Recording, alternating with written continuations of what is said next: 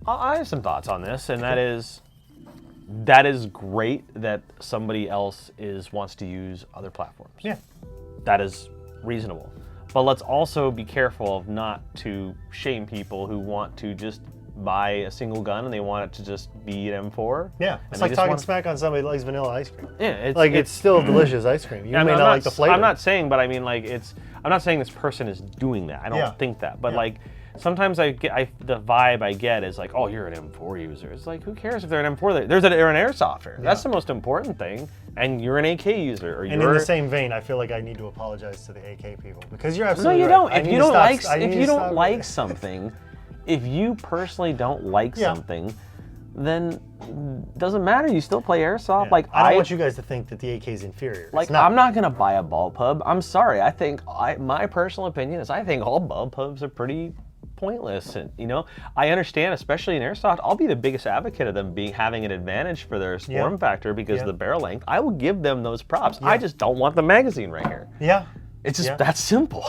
Yeah, fair. I'm not saying that the Kel-Tec isn't cool. Yeah. I'm not saying an AUG isn't cool or a L85 or whatever. Yeah. I'm not saying it's not cool. It's just not my flavor. Yeah, yeah. Just like an M4 I was just is gonna not be your like, well, flavor. what if we took a bullpup and put the magazine in the front, and then I realized that wouldn't be a bullpup anymore. That's stupid. So, why is the M4 so popular? I think for a couple reasons. So, before we even get into the Airsoft version, right? I think the M4 is as popular as it is because it is so infinitely customizable. Yeah. Everybody makes furniture for them, from stocks to grips to handguards to everything that you can mount on them. And for the modern way that war is waged, and the modern way that sporting rifles are set up, and the modern way people use firearms, that lends itself very well to all of those things that you can swap out and purchase.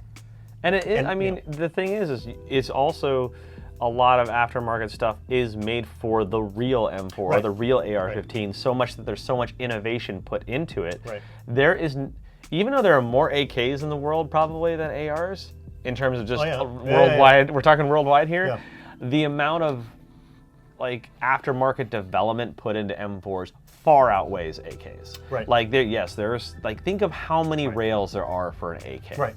Like there are not very many, but like you can name easily off the top of your head a dozen rails companies at least off the top of your head right now for an can you do that for an AK? No, you cannot. I don't think I could name. I could name one. You can name one. Is Zenit? Zenit. Yeah, that's okay. Hey, so, like, I know. But, like you could literally like that's I mean maybe that's but even probably Russians. I mean maybe somebody who's watching this in Russia could put me in my place on this and say, there's 24 rail companies. Doesn't SLR also make AK rails? I think so. Or is it Sharps? Well, I mean, they have that SLR Sharps. They have like an M-Log. Anyway, whatever. But Magpul as well. It is the Lego of guns. Yeah. Yeah. And I mean, the reason it's the Lego of guns is the design of it lends itself to a lot of innovation on that, versus something like the AK does not. It just comes down to how the gun, the real one, functions. Right. And that's not to say that the M4 is the best performing. No, best I'm not designed saying that gun, at all. but, But I'm saying is because of like how the buffer tube is able, like you can change your stock on a without really much effort. You can change your stock in 5 seconds on an AR. You cannot change your stock in 5 seconds on an AK unless it has an adapter that has an AR buffer tube. Yeah. But you can on an MP5.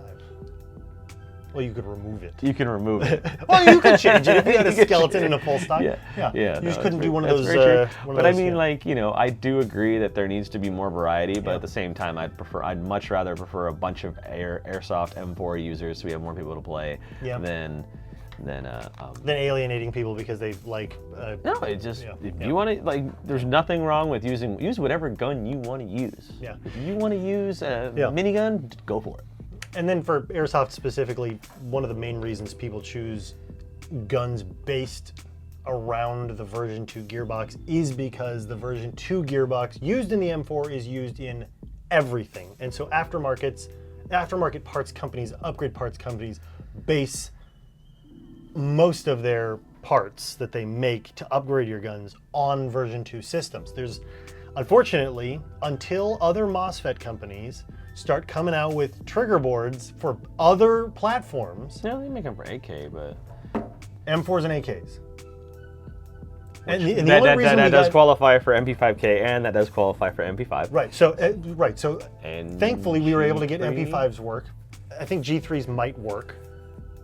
Yeah, G3. So outside of that, like yeah, if somebody the wanted M14 to throw, market's really taking a hit. The P90 market's taking a hit. Yeah, and if that's the way things are going, people doing those kind of upgrades, unless aftermarket companies start, producing parts and upgrades for them, it totally makes sense why the most common guns are the ones that people are doing. I don't know. Anyway.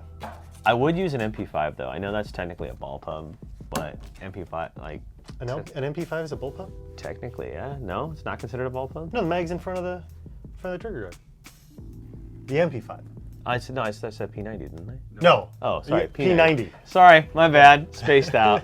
I would use a Like, P90. Sorry. I thought I was just like, am I having an aneurysm? Like, my hearing's Cool. not No, working. I'm just tripped out today. I guess maybe I'm tired. Well, the MP7.